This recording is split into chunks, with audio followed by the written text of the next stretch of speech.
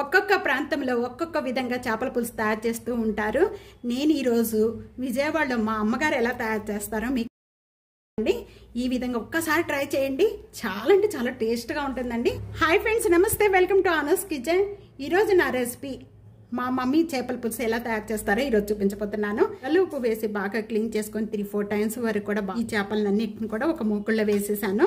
కలుపుకోవడానికి బాగుంటుంది, అందుకనే మూకుళ్ళలో వేసానండి. కొద్దిగా పాటి గిన్నెలో వేసేసుకొని కలుపుకోండి. ఇవన్నీ కూడా ఇక్కడ నేను కిలో ముక్కలు తీసుకున్నానండి. ఇంకా కతిమయన్నీ కూడా నేను ఏం చేశానంటే ఇలా రౌండ్గా ఉండే ముక్కలన్నీ కూడా అండి మొత్తం ఇగోండి, ఇలా రౌండ్గా ఉండే ముక్కలన్నీ కూడా ఇప్పుడే ఫిష్ ఫ్రై అది కూడా ఒక వీడియోలో ఉంది, చూడండి, చాలా బాగుంటుంది. 3 టేబుల్ స్పూన్ యాడ్ చేస్తున్నాను. మనకి తర్వాత కావాలంటే చూసుకొని వేసుకోవచ్చు. ఫస్ట్ 3 టేబుల్ స్పూన్ యాడ్ చేసుకోండి. 4 టేబుల్ స్పూన్ పడుతుందండి కిలో ముక్కలకి. 1/2 టేబుల్ స్పూన్ పసుపు యాడ్ చేస్తున్నాను. 2 టేబుల్ స్పూన్తో మీకు గల్లుపు కూడా కావాలంటే యాడ్ చేసుకోవచ్చు. కూడా మసాలా అంతా కూడా బాగా పట్టించేసేయాలి. ఇలాగా చేతితోనే కలుపుకోవాలండి. పట్టించిన వెంటనే 15 నిమిషాలు పక్కన పెట్టేసుకుందాం. నిమ్మకాయ అంతా చింతపండు తీసుకున్నానండి. నిమ్మకాయ కంటే కొద్దిగా వాటర్లోని ఈ విధంగా నానబెట్టేశానండి. ఇప్పుడు చేపల పులుసు తయారు చేసుకోవడానికి నేను ఇక్కడ చేపల గిన్నె తీసుకున్నానండి. 4 టేబుల్ స్పూన్ ఆయిల్ యాడ్ చేస్తున్నానండి.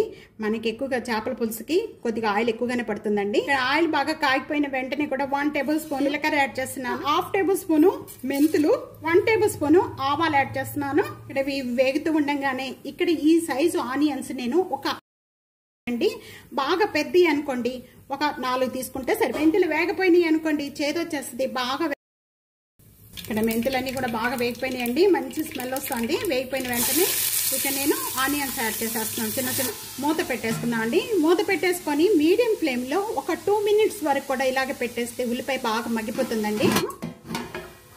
ఈ విధంగా కలర్ చేంజ్ అయిపోయిన వెంటనే కూడా 1 టేబుల్ స్పూన్ యాడ్ చేస్తున్నాను. స్మెల్ పోయేంత వరకు కూడా బాగా చేప ముక్కలన్నీ కూడా దీంట్లో యాడ్ చేసేస్తున్నాను. మసాలా అంతా కూడా దీంట్లో వేసేద్దాం. ఇక్కడ ముక్కలు యాడ్ చేసిన వెంటనే కూడా ఇప్పుడు కలుపుకోవాలండి. తర్వాత కలుపుకోవడానికి ఉండదు, వెంటనే మూత పెట్టేసుకుందాం 1 మినిట్ వరకు. ఇప్పుడే పులుసు పెంచేద్దాం అండి. ఈ చింతపండు అంతా నానబెట్టుకున్నదంతా కూడా గుజ్జు ఈ విధంగా పెట్టి ఈ విధంగా యాడ్ చేసేసుకుంటాం. అంతా ఒకేసారి యాడ్ చేసుకోవద్దు.